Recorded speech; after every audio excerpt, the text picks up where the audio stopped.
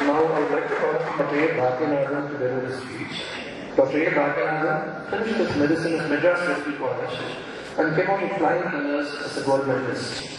He went to the United States to pursue his higher studies but gave up everything for the noble cause of serving our Guru Maharaj, Sri Mahamantra Swamiji, and he is now continuing with his services as a personal secretary to our Swamiji.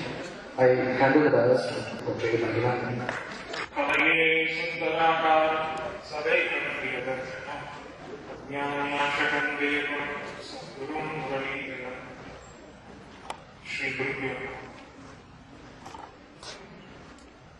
Good morning, friends. That's an attractive crowd. On behalf of Global Organization for Divinity India Trust, it gives me great pleasure to welcome you all to this mass prayer meeting that has been organized on this lovely Sunday morning.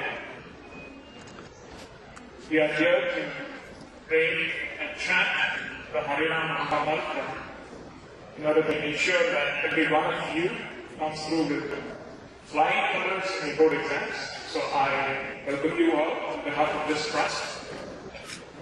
I begin by prostrating at the lotus feet of our beloved Guru Maharaj, His Holiness Sri Muralidhara Swamiji, whose abundant grace is with us every single moment, guiding us in every step that we take.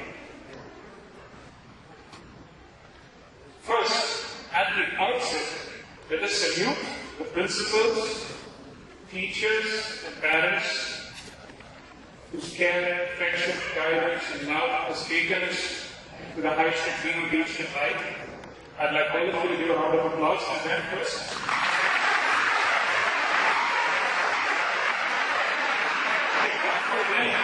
will not be what we are here. Thank you very much.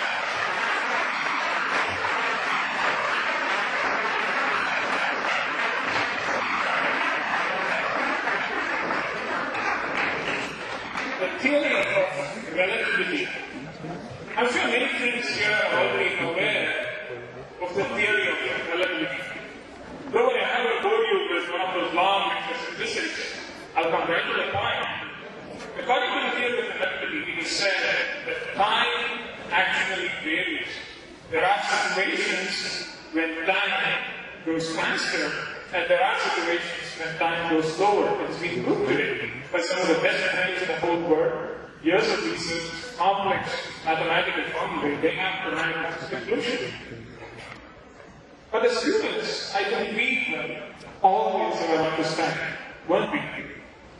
Because I think we will all admit that for some strange reason, weekdays always longer. And weekends, oh my God, it is better than a flash. One thing you know, it was Friday evening, and next moment was Monday morning. We always knew it, didn't we? Theory of relativity. Since I didn't go on that, that's it.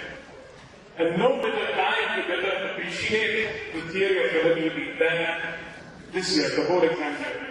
A friend of mine in school used to say that this year itself can be divided into three categories.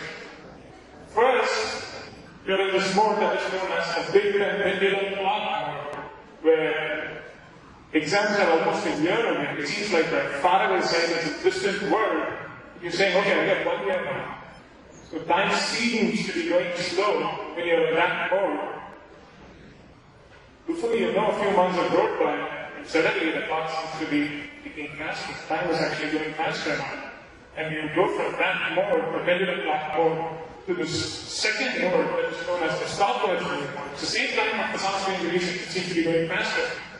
And before you know, it's January, around about this time, and you switch to the next year and count down like a board. My friend used to say, so when time is literally winding down, you know, you exactly, I'm sure every student in this hall has the arithmetic worked out in your mind where you know exactly how many days, how many hours, and how many minutes remain before you sit in the examination hall, staring at that question paper. So the countdown has begun, as they say. This we understand. Me and my friends, Mahamantra, and everybody in English, we understand that very well because we were going to not long ago. And that is exactly exactly why I'd like to take this opportunity to thank you all very much for being here, because we understand how important every single moment is to you at this point of time. And to have taken this time out to be here with us, to pray and to chant the Mahamantra itself makes you special people. Thank you all, we really appreciate it.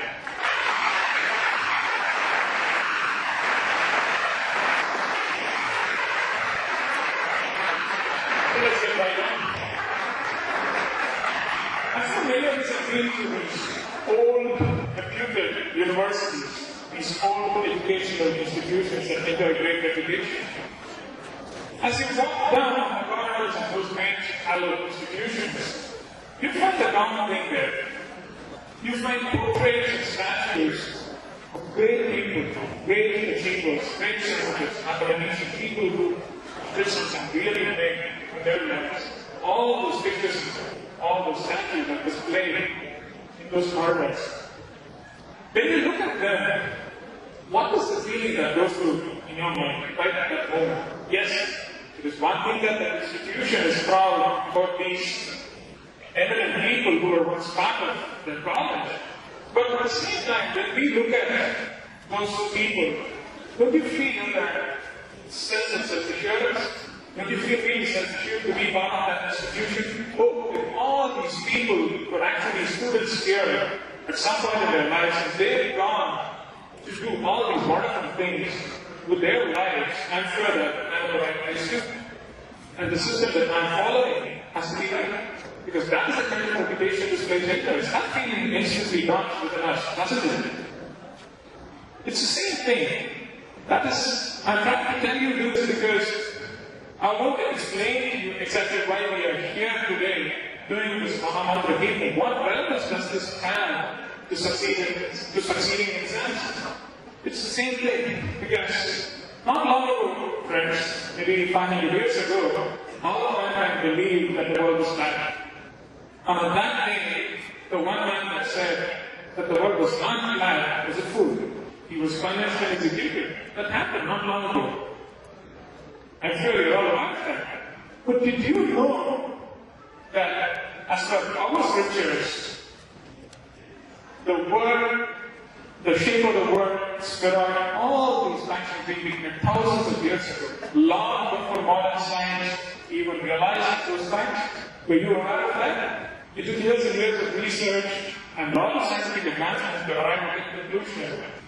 But our ancestors, our scriptures declared this fact long ago.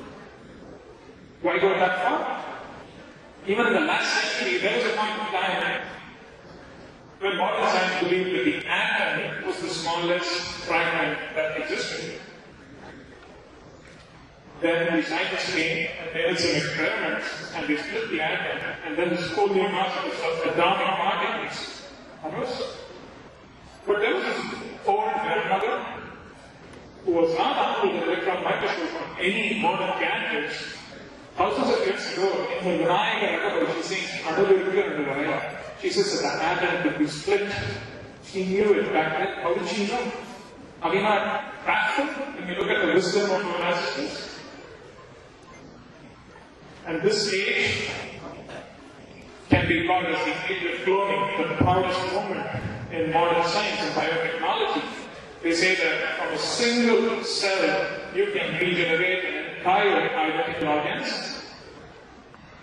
But if you read the Puranas, the story of Mahamantra, it is said that from every drop of blood that was shed from that Asura, identical Asura arose. What is that? Cloning or what? They knew it. They knew it all. They were really wise. That's what is proud about it.